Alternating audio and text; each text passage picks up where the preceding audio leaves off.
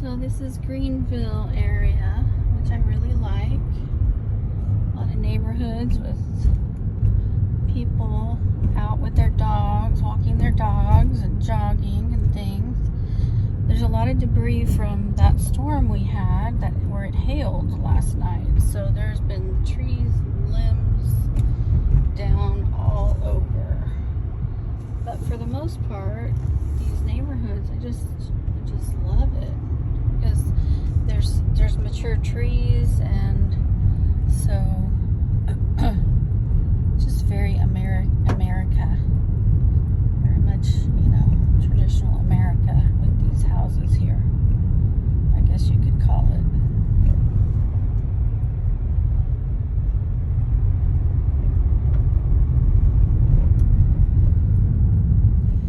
So I'm back from class, and even though two of us are going out to dinner, I had to have coffee. I'm dying. This is my favorite coffee ever of all time. Veranda Blend. It is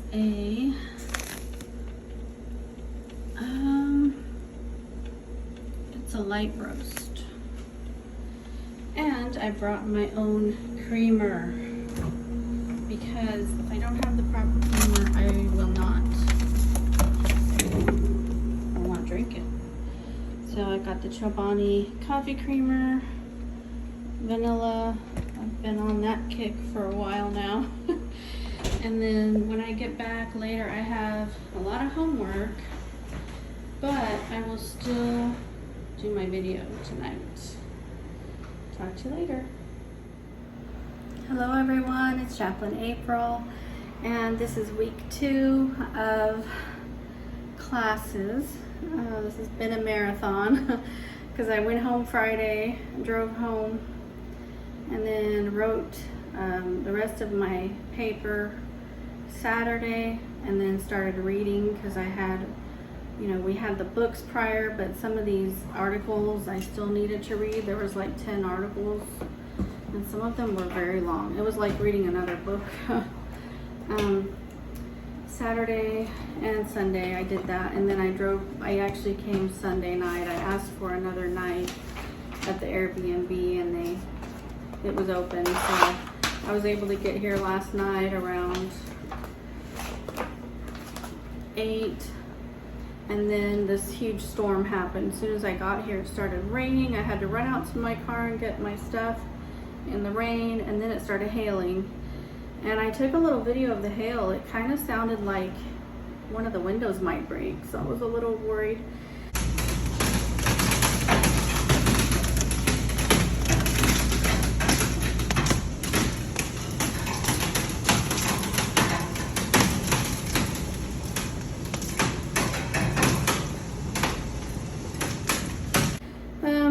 So I've been in class all day, and I did not have time to touch up my makeup and all that right now because I just got back from dinner, and I am in a rush because I still have homework tonight.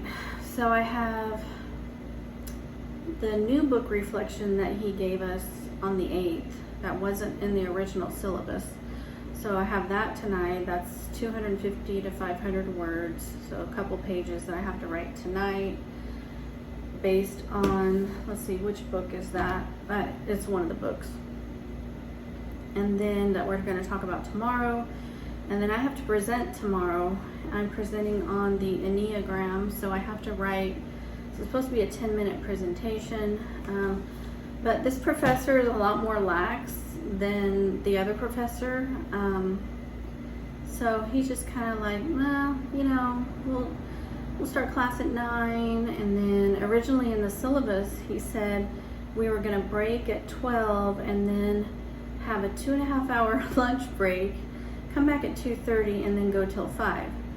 So then we brought this up to him this morning, and we said, well, there's a lot of people that don't want to drive in the traffic that live around here, or wherever, and they would love it if we could get out at 4. So then he changed it to, so we started at 9. We did all this Zen stuff where you just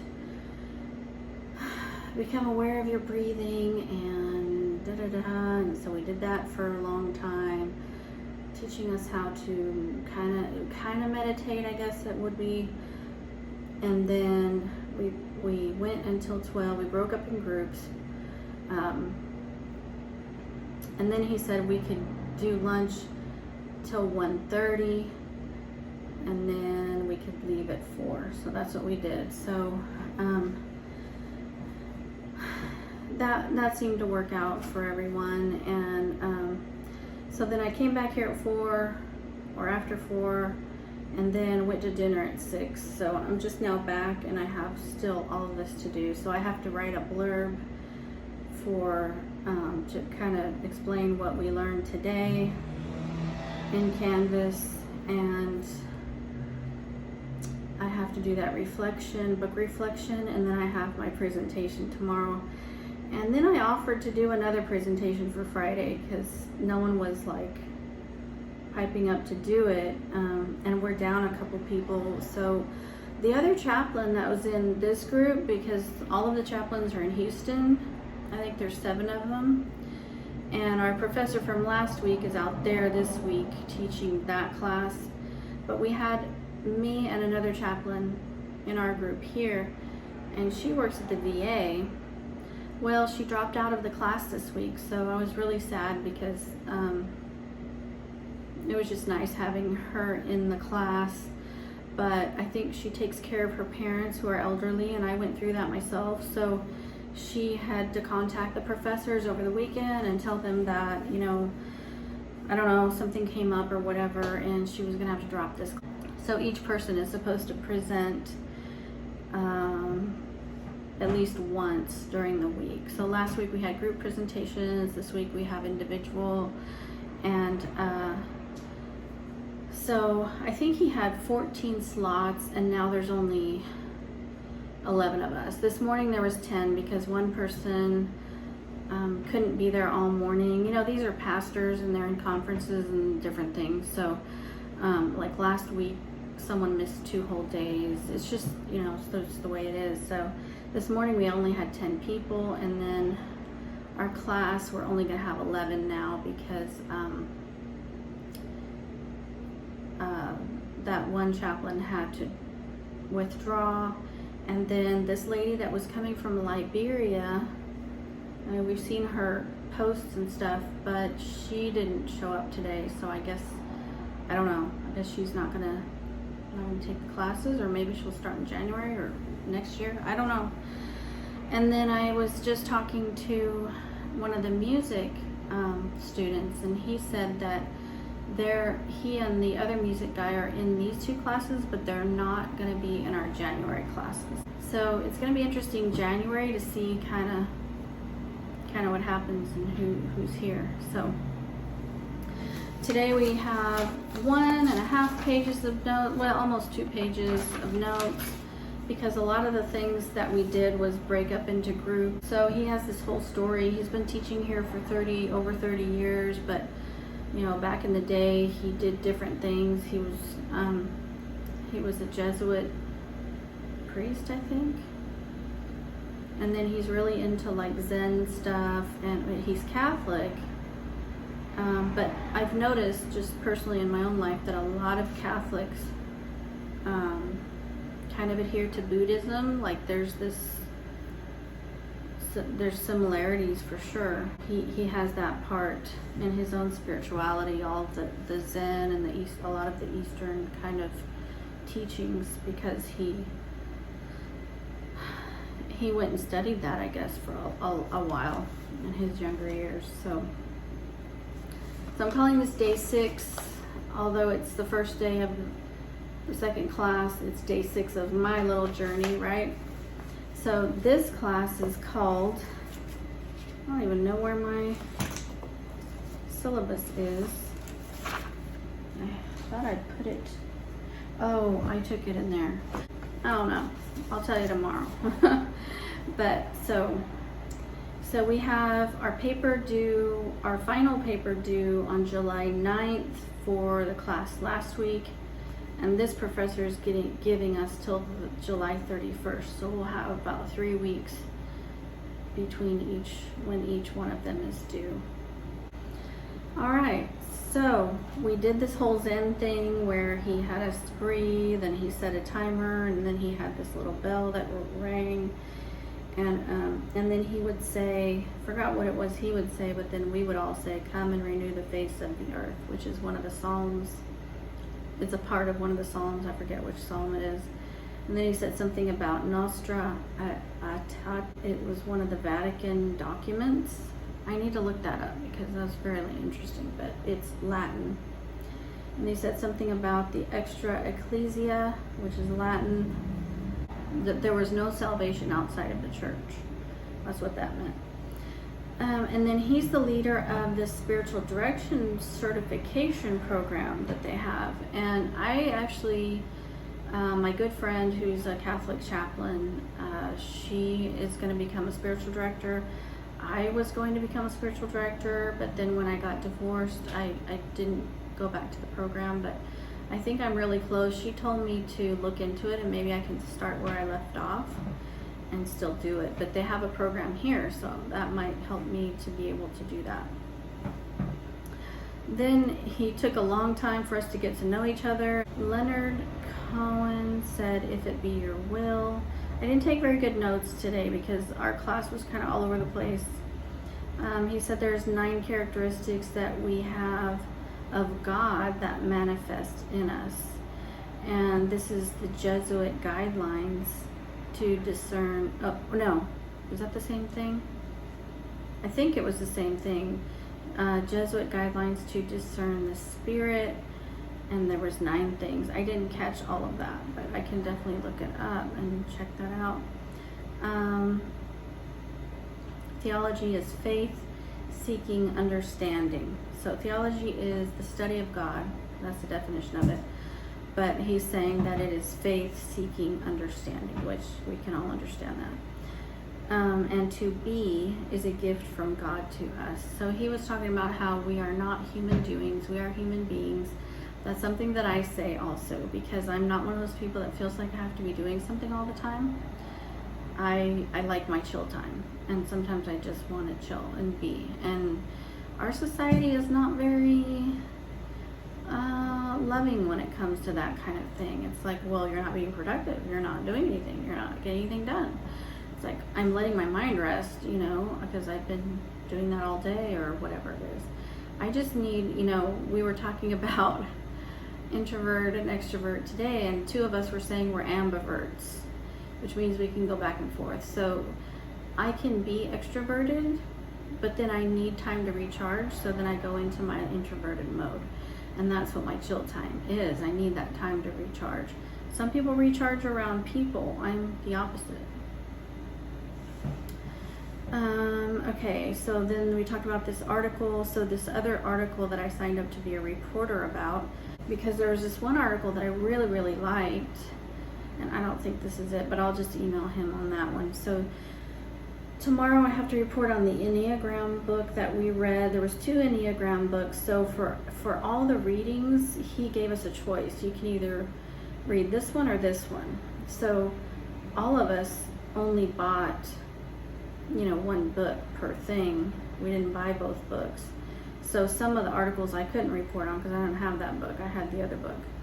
But so I bought the Enneagram Roar book, R-O-H-R, and I'm just going to go through and talk about what the Enneagram is and what my number is. I'm a 6, and some people in the group are 2s. There's a couple 1s. So I'm going to go back through and look and see what everyone is, and then kind of report on those things, because those will be relevant to us in the class, and then spark the conversation type of thing. So then Awakening Through Love is this book. So today we went over Let Your Life Speak, Parker Palmer. This I did read.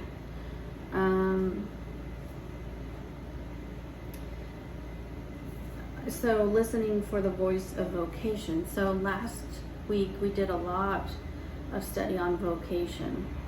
So it's kind of like, okay, we're doing this vocation thing again. So I did write a book report on this. And so the big thing in this book was recognizing and honoring those people in your past. So going throughout your life to find the benefactors. So look for those people that have shown you love throughout your life, or that stood out, that did something big for you in your life, like wherever you had deficits, but this person came in and they, you know, they filled that gap, or they showed you extra love, or favor or grace in your life. So we all had to write a thing about that. So when we broke up into groups, we talked a lot about that. Who were your benefactors in your life? And so everyone had different ones, you know. Some of them, it was a minister's spouse, or it was one of their teachers, or, you know, all these different things. And then some of them even their pets. You know, mine, I kind of wrote about one of my pets.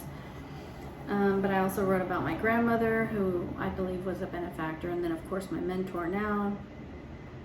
So that was a big thing we talked about today. So it wasn't all note taking. A lot of it was just meeting in groups and doing that. So who are your benefactors? Those persons in your life, he was saying, were the hands of God. They were affirming you. And so I always say we are God's hands and feet on the earth. I got that from my mentor. And he is saying that those people actually did what I talk about doing, which is, you know, finding people that, you know, anyone that God puts in front of you that has a void that you can fill, or has something, they're in need of something that you have to give them, then you can do that. And that's kind of what a benefactor is. It's not like you're going out, you know, scouring, you know, your state or your city to find things. It's just those things that God puts in front of you anyway. That's my perspective of it. But those persons were the hands of God.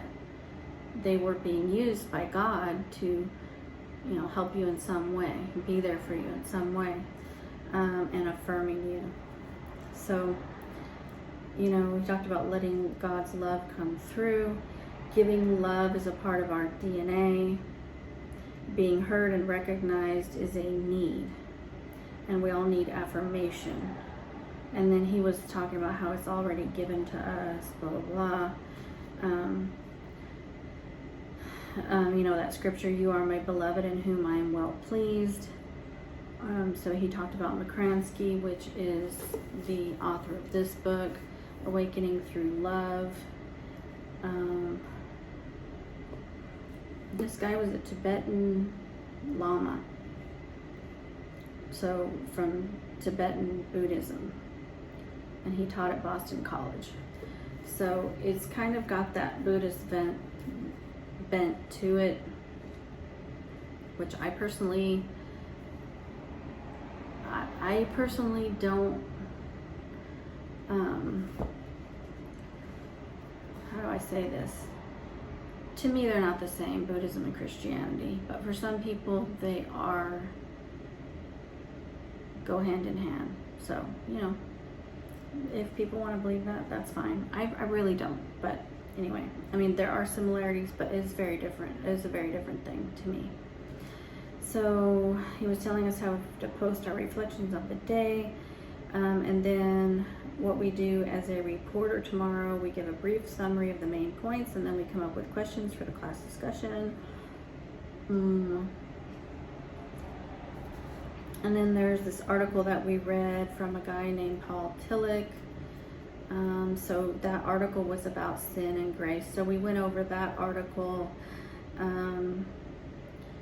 So what are substitutes for sin and grace? I was a little, I don't want to say confused, but there was something that he wrote in that article that said sin is not something immoral that you commit. And so I was a little confused, because when I looked up the definition of sin, it literally says it's an immoral act. But anyway, I just need to go back and read the article probably and see the context, because they're all big on the context. I guess he was giving substitutions for sin and grace, or substitutions in the way of words. sin, down to the nitty-gritty, sin is a separation. It separates us from God, and grace is bringing us back together with God. So there is a sacrament of, in the Catholic Church, there's a sacrament of reconciliation, which is, confession, and then the priest hears the confession, acknowledges the sin, and so brings in that grace. So we were just talking about that. So he was saying, acknowledge that you are not separated from God. Grace says that he has been with you all along. And then you are accepted no matter what. So he's really big on this whole acceptance thing, and that is more of an Eastern, or the way that he was explaining this is more of an Eastern view. So instead of them viewing as we are bad and sinful people, so he was talking about how the Eastern view is less about original sin. So for us here in the West, we focus on original sin. That's when Adam and Eve sinned, and we are all doomed, type of thing. We were all, they were paying the price for what Adam and Eve did, type of thing, and we're all bad and we're all sinners, and we need God's grace. And their view from the Eastern perspective is more, we are good. Adam and Eve were good, and God said, this is a good thing. But when I think of that scripture, I don't think of God saying that about,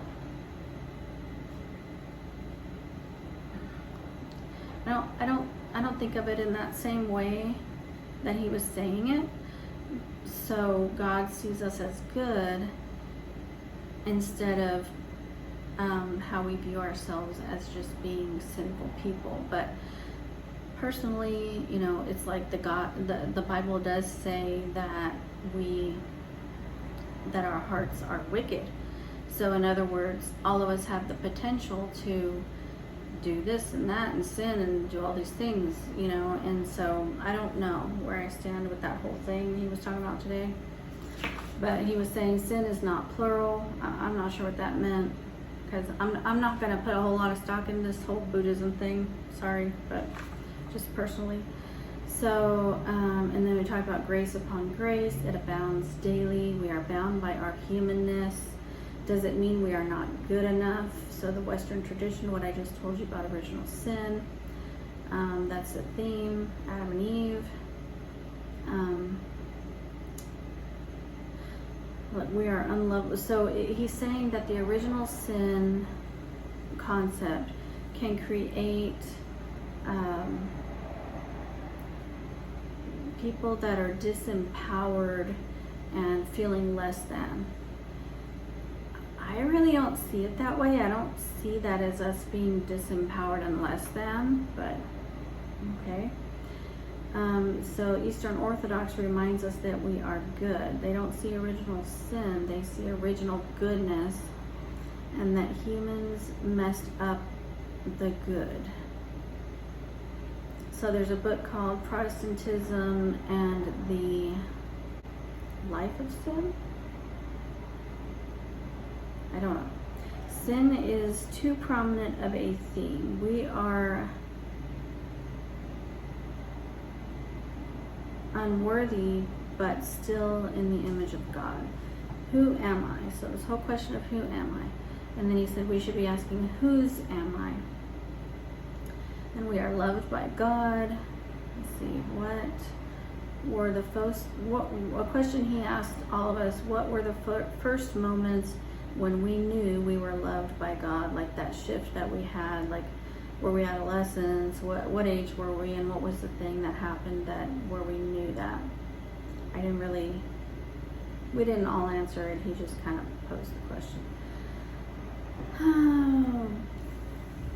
Not just who I am, but whose I am. And then he talked about 1 Thessalonians 5:16 through 18, where it says, rejoice always, pray without ceasing. and give thanks in all things. That's paraphrase. Remember what you are. You are receivers of the good news. And then he talked about Thomas Merton, who was a monk. And he read this whole quote when he realized that everyone, so Thomas Merton was a Trappist monk. He went to a Trappist monastery in Louisville, Kentucky. And he, of course, was on this spiritual journey. And he wrote a book called The 7-Story Mountain, which none of us had read. But he was a young man in search of God, and something hit him. And he felt like he was kind of, since he was a monk, he felt like he was kind of, not superior, but like he had dedicated his life to God and other people hadn't. And so this whole quote was when he stood on a street corner watching other people, and he realized that we are all living for God, and we are all shining out of God's glory. He saw the secret beauty of their hearts and the person that is seen in God's eyes. If we looked at each other like that, then there would be no more war and greed, etc. in the world. Because we should see each other how God sees us. Because he sees us very differently. He sees each individual very differently than they see themselves, and also then society might see them, or other people might see them. So if we look at we look at people through God's eyes, which is pretty difficult, You have to get that perspective. How does God look at people? What does he see in them? That's what happens in heaven. So that's how we're going to view each other in heaven. And then, Paul in the scripture says, rejoice. What else do we need to worry about? In other words, rejoice and give thanks in all things. The good news is here. Be prayerful. You are in union with God. When you pray, and he said pray without ceasing, and to have a life of thanksgiving through loving sacrifice. So through loving service. So he was saying that all of you here are already doing that, because we're all ministers, pastors and this, and music people and chaplains. We're already doing the loving service, but to do that, live a life of thanksgiving. And that was pretty much our notes for today. And so I think I showed both of these books. So Awakening Through Love, Unveiling Your Deepest Goodness, and Let Your Life Speak, Listening for the Voice of Vocation. So tomorrow we're moving on to other books and then articles. So I don't have all these articles printed out. They're all online, and some of them are very, very long. But if there's a good part of them, I'll get it on my Kindle and I'll read it. So that's today. I kept it under 30 minutes. It's a miracle. And we'll see you tomorrow for day 7. Take care, and I'll see you in the next video.